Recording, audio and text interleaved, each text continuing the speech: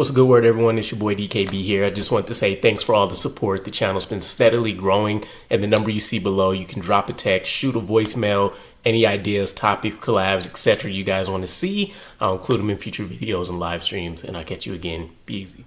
What's a good word, Jets fans? It's your boy DKB here, and anytime you see an outstanding season from somebody, especially someone that's on a rookie contract, and even more so specific to the Jets, but I also try to pay attention to the NFL at large. When you see those kind of seasons, you have to ask yourself, is this guy just naturally this good and this awesome, or is it a combination of coaching and other things? Sometimes it's just this guy is training at a different level than everybody else, right?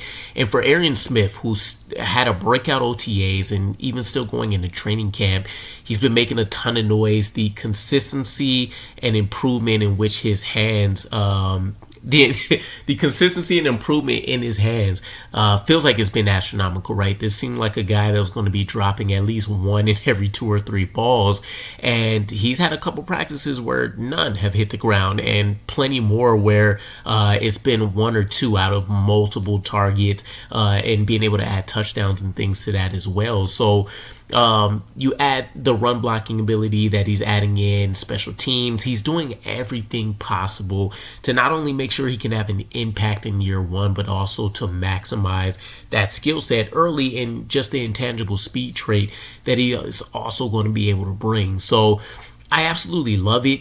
He did also talk about lately a secret training technique, if you will, that's been helping him improve his hands this offseason. And again, now that he's not worried about track, now that he's not in college and this is his primary job and what he can just focus in on, especially after being able to finally have a healthy offseason, you're seeing tremendous strides for him, right? And Aaron Glenn pumped the brakes a little bit, still wants us to know there's a ton of work to get done. And of course, shouldn't heap too much praise on the rookie just yet, but it just feels like he hasn't done many things wrong over this camp.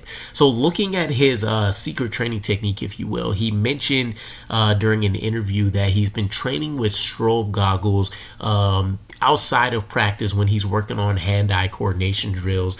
And I find this really fascinating because the first thing that came to mind was the NBA, Steph Curry. This was the exact comparison I had in my brain because I've seen the videos, I watched the drills, right? You hear about guys like Luka Doncic and Clay and any other number of superstars that have come to train with him throughout the offseason, and they're kind of going through this stuff where he's using tennis balls, right? And he has this crazy, contraption on his head, or he's I don't know what it's called, but he's at this machine that's like dropping bars and different things like that. He's doing a lot of stuff that either disorients him or alters his timing and ability to kind of focus on the task at hand. And if anybody was a shining example of being able to make massive strides by maybe going outside the norm in their training technique, it would be Stephen Curry, especially as a guy that didn't have a ton of athletic traits that stands him apart from anybody else in the NBA, right? So if you translate being able to pick up that same kind of technique or enhancements for someone like Arian Smith that does have the hands, that does have at least an NFL type body with the ability to build onto it, the sky's the limit for him, right? So I love it. Again, him being on the jugs machine early and often over the course of OTAs and training camp, and now adding this to his repertoire of training techniques. Plus, it just speaks volumes that he's not doing this on the field, right? And maybe that's an ask from the coaching staff. Maybe he just thinks it'll look crazy, whatever the case is. But he's doing this of his own accord. From what I would gather, wasn't asked to do this, wasn't taught by the coaching staff or anything like that. But it would be awesome to even see if this continues to spread in, the next year or two to whoever else ends up being on the staff with him. And while this is specific to trying to fix his hands and get his timing and ability to sync up his hands and eyes a lot better, I would imagine this has other effects for him too. So again, really, really excited. It definitely helps that you could probably label him in your top 3 to 5 best offensive players on the offensive side over the course of not just OTAs but training camp as well, and that's a big bonus for him. So I hope his confidence is high rolling into his first preseason game, and that we see him stand out when the games technically matter for him right now as well. Technically is labeled as a third stringer on the unofficial depth chart that we just seen get rolled out.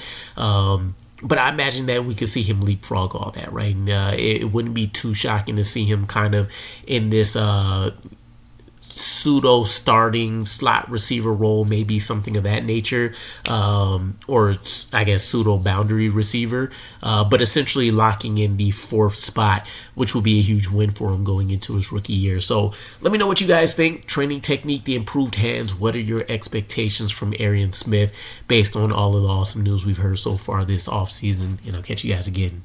Peace.